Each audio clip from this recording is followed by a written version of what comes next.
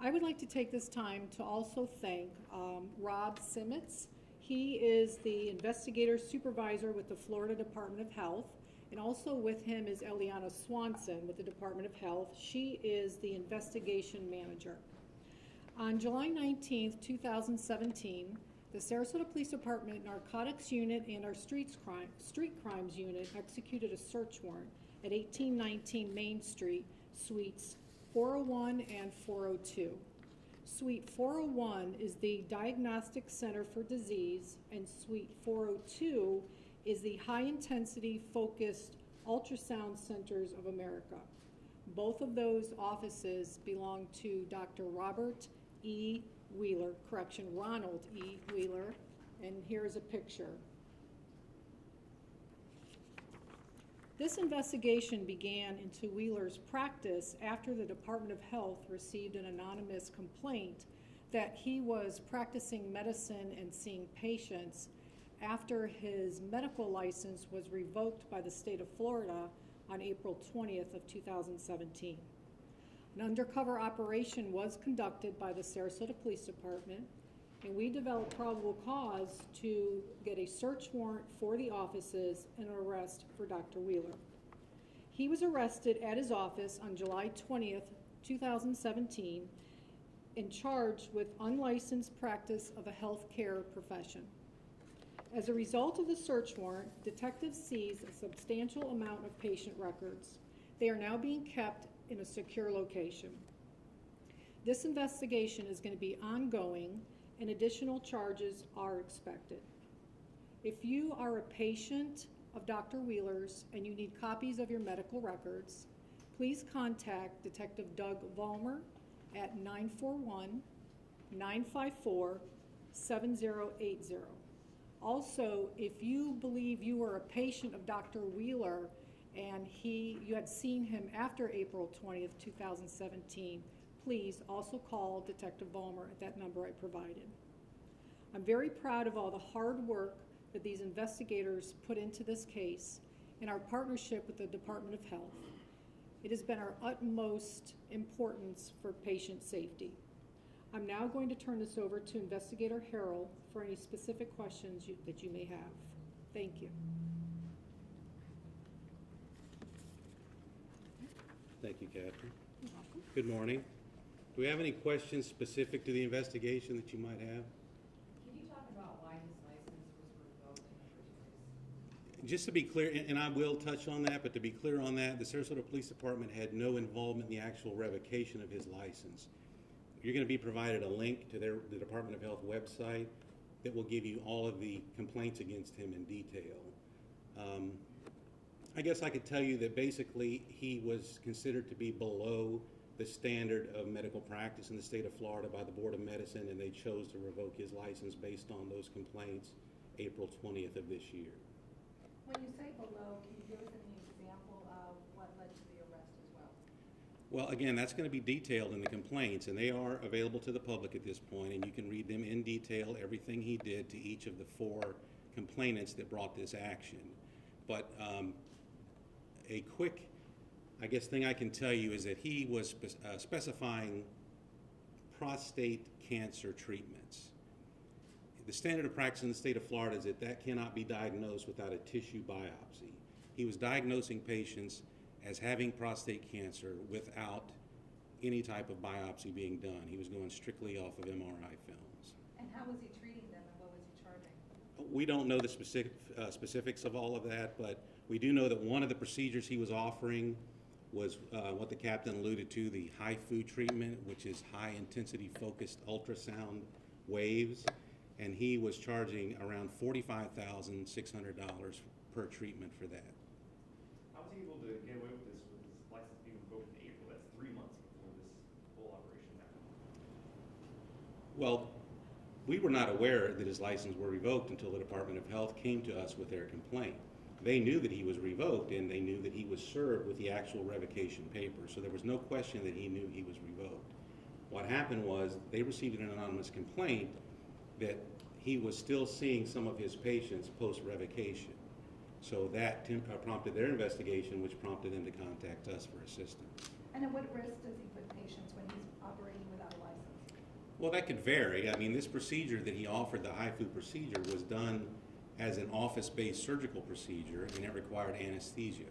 So, you know, we can't really comment on what type of injuries could have happened, but obviously, as with any procedure, there were possibilities for injury. Did any patients suffer any serious injury or die because of his procedure? Not that we're aware of, and I mean, certainly not since the revocation when we became involved, but we are actually reaching out to patients now who may have seen him after the 4/20/17 revocation date so that we can continue. At this point, the arrest of Dr. Wheeler is just the beginning. We have a lot of research to do, a lot of records to go through, a lot of phone calls to field and determine if he did see other patients. Any idea how many patients he's treated since his license was revoked? That could be anywhere at this point from what we've determined from 4 to maybe 12. Has he been cooperative with your investigators after the arrest? No, he has not. Is it possible that he diagnosed somebody with cancer who maybe before? Well, I believe when you'll find in the documentation that that was the cause for the complaints. How important is it that you hear from his past patients and that they reach out to you if you don't, just to talk to them? Well, it's very important because, as I said, we made the arrest and the search warrant based on the other undercover operation that we put together, but that was us. We want the patients that he may have wronged to come forward. They're the focus of our investigation from this point forward. So anybody who knows of Dr. Wheeler and saw him on or about April of 2017, it's very important that they contact us. These were expensive treatments he was doing. Yes, I've already fielded several phone calls from people who, at this point, paid the $46,500 and have yet to receive treatment. Did it work at all? I'm sorry? Is this a common way of treating this? It was not even legal in the United States until the end of 2015. About November of 2015, it became legal in the United States. So it's still not a mainstream treatment. It's not recognized by a lot of people, but it is something that is being done by other physicians in the state of Florida. Can we say that he was selling his services to give people a false hope of maybe prolonging their lives? Well, you can look at the complaints, and I think you'll find that detailed right in the complaints with the Department of Health. How common do you think these sorts of situations are? We heard about one a few months ago of a dentist practicing like this. Is this a common thing? Well, the Florida Department of Health probably knows more about how common something like that is. I mean, we only know when it comes to our attention and we actually verify, and that's what we did.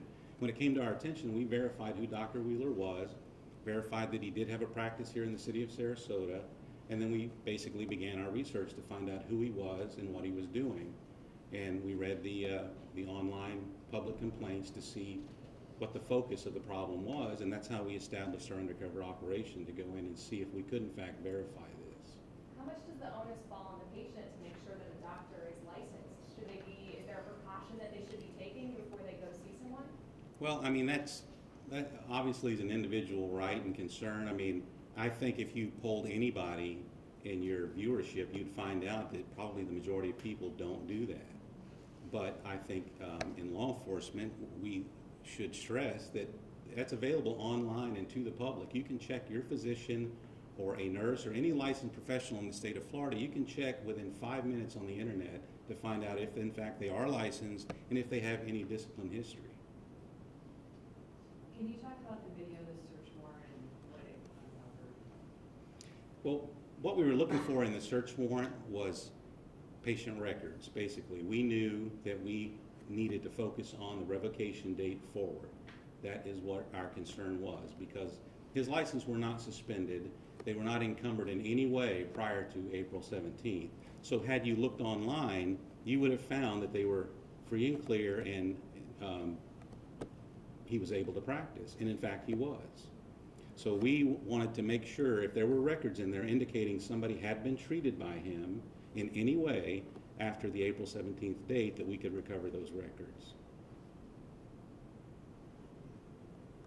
Any other questions? How much money do you think he made during this period of time? Of the revocation? Well, that's hard to say because there were some other issues. The machine he was using in his practice was taken away by the supplier of the machine. So then he had to start looking for alternative places, such as Mexico, to have the treatments done. So we know that he was charging $46,500 per patient, and that's what we're going to determine at this point, how many patients he saw after that time. I'm sorry, if he was trying to get procedures done in a different country, does that cross some sort of other law enforcement line potentially for you guys? Does that involve federal authorities or? Well, we have no jurisdiction, obviously, in Mexico, and that would fall to the Mexican authorities. I mean, he's not doing anything here in America for American law enforcement to act on unless he set that up with a pre-op appointment or post-op visit here in America and certainly in our jurisdiction. Well, if the HIFU had become legal in the United States, why would he need to go outside? Well, he didn't need to any longer. He actually obtained a machine for his practice, but at one point, for whatever reason, the machine was taken away by the manufacturer. So, and we're still trying to determine if that was unable to make payments or exactly why. But other physicians began to learn of his issues with his license, even though they were still clear, and they were refusing him access. So he then had to try to redirect his patients back to Mexico, where he began this treatment back as early as 2006. The patients who have been calling you, can you give us an idea of just kind of their demeanor? Have they been panicked? Have they been stressed out now kind of with these new revelations? What have they been telling you? To the degree you can tell us. I mean, certainly some of them are out of pocket $46,500, and they're quite upset about that.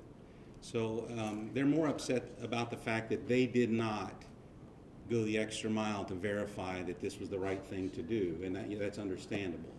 But so far they've been disappointed, but the ones that we've talked to as of this morning have been cooperative. Any chances of them getting any money back? Well, that's yet to be seen. I mean, obviously, if they gave him the money prior to the revocation and there was, a financial contract, they may have some civil litigation ahead of them. If we determine that he fraudulently obtained the money, knowing that he was not going to be able to pursue the treatments, then that may be an avenue we look at as well. So the patients he's treated since April, did he actually do the treatments, just take the money? Or did he ever actually do the treatments? That's what we're trying to determine at this point. That's the people we're waiting to contact. We have medical files that indicate he saw these patients after April 17th, but we're waiting for the patients to contact us so that we can go into those files in depth and find out if he treated them and what the extent of the treatment was. I'm curious, what has he said to investigators? Nothing at all. He invoked his privileges to an attorney on the moment he was arrested, and we have not spoken to him anymore. What kind of staff did he have, or did he work alone?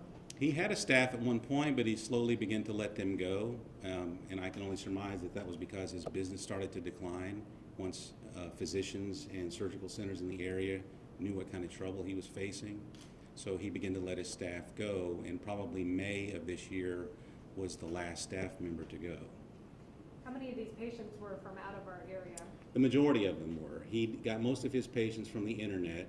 He claimed that he was the world-renowned prostate cancer specialist, and I've talked to people this morning as far away as Colorado and Kansas. So they came here not knowing him, not knowing Sarasota, did everything he asked them to do, get a room here, wait for the treatment, a room to stay until after the treatment, and then they went home. They were not aware of this until they started getting word-of-mouth phone calls. So he really played on people's fears? That would be an opinion that I think most people would share if you read the complaints that the Department of Health has. I think that's exactly what prompted those complaints. You said it's confirmed that at least one of the patients did not have prostate cancer and was treated for it? According to the complaints, again, you can read those yourself, but that's what is indicated in the complaints, that upon obtaining second opinions and a tissue biopsy, they had no cancer.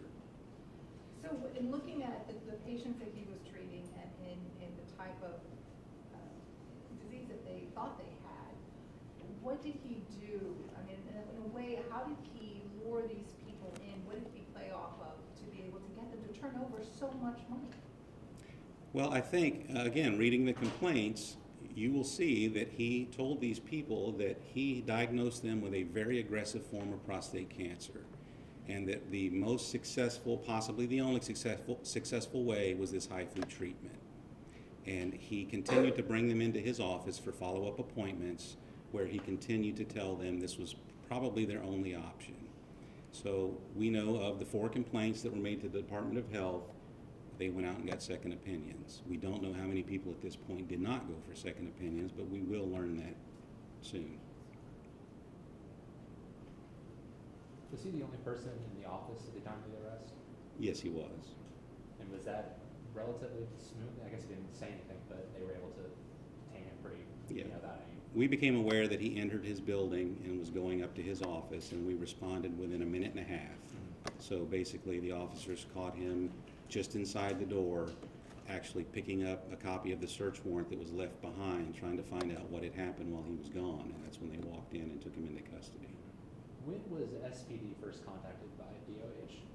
I believe the date was June 23rd, give or take a couple of days. So a few weeks to collaborate a plan and a strategy on undercover approach. That's correct. We had to do some research to find out if in fact he was here, make sure he was in fact revoked, that he was still around, and that this was possibly going on here in the city. He was selling these pills, the peanuts. Yes, that was something that he developed. It was basically an herbal type supplement, and they're probably available at GNC or anywhere else, but that was his patent that he obtained, and he wanted all of his patients to take those supplements, and he prescribed exactly the doses and the amounts that they should take, when they should change, and so forth.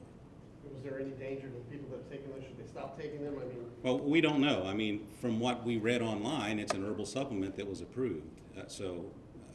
And they were not a prescription device. It was just something that he recommended strongly to his patients that they obtain those and take them. Do you know the cost of those pills? No, we don't. Any idea how much money he brought in using his methods over the years? No, I couldn't tell you that at this point. Again, we've only been working on this for a few short weeks, and really, when I say this, the investigation is just now going to begin, and we hope to find out a lot more. What are you expecting to find, knowing what you know? Well, I'm expecting that these patients that we believe were seen after the revocation date will come forward. And I hope they will, and they will cooperate with us, which means if that's the case and we verify this, then we'll have additional charges on him. But how large do you think? I mean, do you think this is going to blow up with dozens of patients and hundreds of thousands of dollars? I don't think so, based on our preliminary information. I mean, we think it could be between maybe 4 to 12 at this point. Obviously, we're basing that on what we saw in the office. Now, if records had been removed from the office, that's going to take some time for us to get to the bottom of it and interview witnesses, interview former employees, and that may help us in that direction. You said they found him online. Was he advertising, or was there a way he was, reaching people? Well, he has 2 websites online. One of them is his practice website, and the other one is the HIFU website, which were both in the same building. And people research, as you can imagine, when they're told that they're having an elevated prostate level or something to that effect, they begin to research. And of course, if you read his websites, which you can do, they're still up, and there's no indication on the websites that he cannot practice any longer or that he will not practice any longer.